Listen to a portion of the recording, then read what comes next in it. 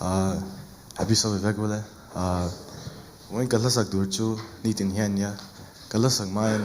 oma manena lom tu ka soidwa zantin hian chatakin thu te min lo shela thu shela hian kema hian pathian thil zerhi nuamna kamua kema ten po kamun main ka tong chai chin vela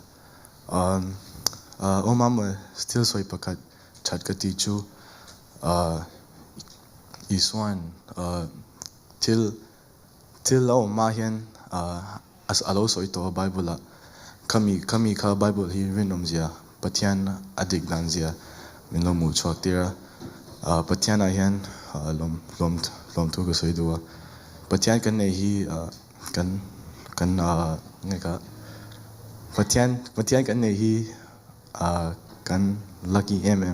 ka soi du ni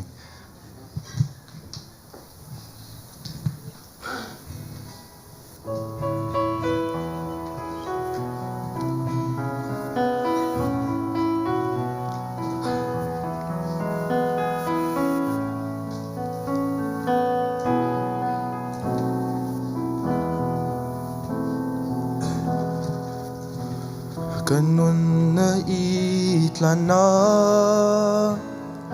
boral na lakata siyama ka min kalsan lo tinlung na arumpo mangay tu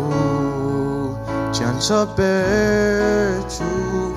katani chan na lemal som na Chiang ten ka don hianin nang faklo hian ka moy silo mo nang mangay zwazelin nitin hian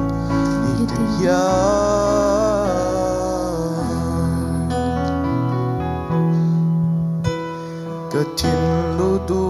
zonte min peki chul silo adot lang zok min siam ramin chuchu katan hianin achasi acha persi katani chana lemal somna chiang ten katon hianin nang faklo hian kamoy silo mo nang mangay zwazelin nitin hian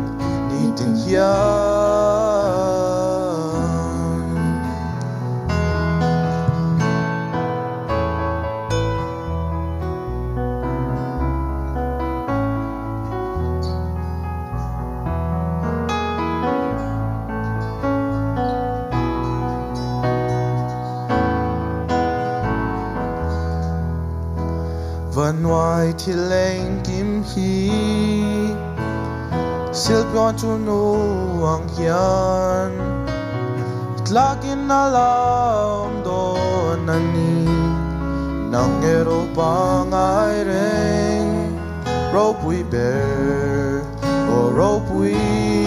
ber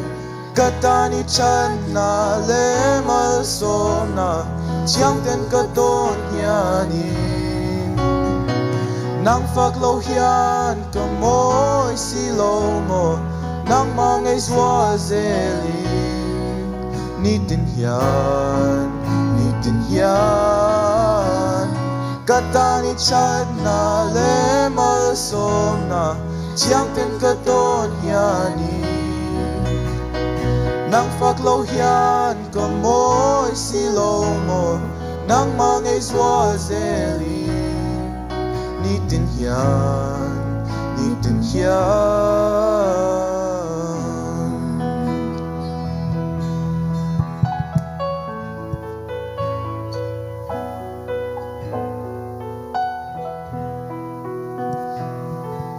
alpan kan lasak te lo masong ase